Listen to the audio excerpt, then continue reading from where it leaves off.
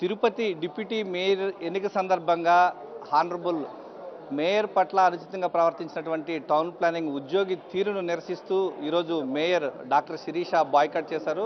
ఈ నేపథ్యంలోనే ప్రస్తుతం వైఎస్ఆర్ కాంగ్రెస్ పార్టీకి సంబంధించినటువంటి కార్పొరేటర్లు అందరూ కూడా ఈ యొక్క బడ్జెట్ ఆమోదించిన తర్వాత ఒక్కసారిగా వారంతా కూడా అతనిపై చర్యలు తీసుకోవాలంటూ డిమాండ్ చేస్తూ ఈ యొక్క అంశానికి సంబంధించి మేయర్ అధ్యక్షతన వీరంతా కూడా బాయ్కాట్ చేశారు. ఇదే అంశానికి సంబంధించి మనతో మాట్లాడడానికి డాక్టర్ శిరీష తిరుపతి మేయర్ అందుబాటులో ఉన్నారు. మేడం చెప్పండి, జరిగినటువంటి విషయానికి సంబంధించి ఎందుకు మీరు బాయ్కాట్ చేయాల్సి వచ్చిందో, వాస్తవానికి ఏం జరిగింది? ఇవాళ తిరుపతి నగరపాలక సంస్థ 2025-26 ఆర్థిక సంవత్సరానికి గాను బడ్జెట్ని అంచనాలతో ప్రవేశపెట్టడం ప్లస్ సాధారణ సమావేశం కూడా నిర్వహించడం జరుగుతూ ఉంది.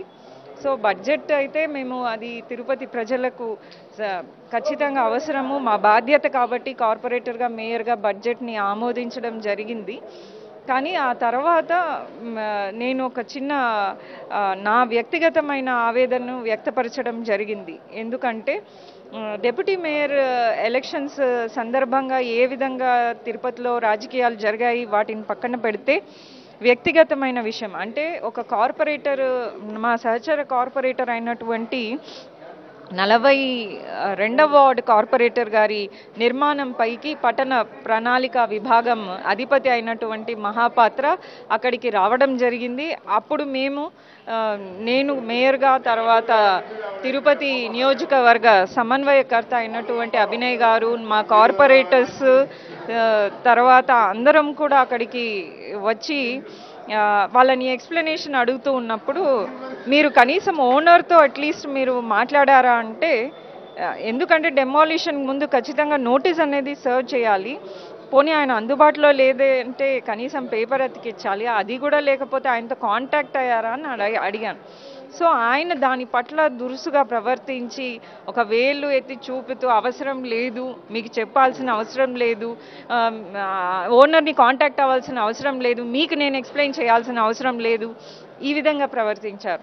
సో అది ఇవాళ నేను కమిషనర్ గారిని అడిగాను, మీకు ఇది దృష్టిలో వచ్చుంటుంది ఖచ్చితంగా, మీరు వాళ్ళని ఎక్స్ప్లెనేషన్ అడిగారా? ఆయనే కాకుండా ఆయన కింద అధికారులు కూడా, మూర్తి అని ఆ తర్వాత వంశీ అనే 2 టౌన్ ప్లానింగ్ ఆఫీసర్స్ కూడా చాలా అంటే వాళ్ళు ప్రవర్తించిన తీరు చాలా దురుసుగా ఉండడము చాలా బాధ వేసింది. సో దీనిపై మీరు ఏమైనా ఎక్స్ప్లెనేషన్ తీసుకున్నారా? ఎక్స్ప్లెనేషన్ తీసుకోకపోగా వాళ్ళపైన చర్యలు ఏం తీసుకుంటారు? సో వాళ్ళు చెప్పిన సమాధానానికి మేము సంతృప్తి చెందక మేము కౌన్సిల్ సాధారణ సమావేశాన్ని మట్టుకే బాయ్కాట్ చేసి రావడం జరిగింది.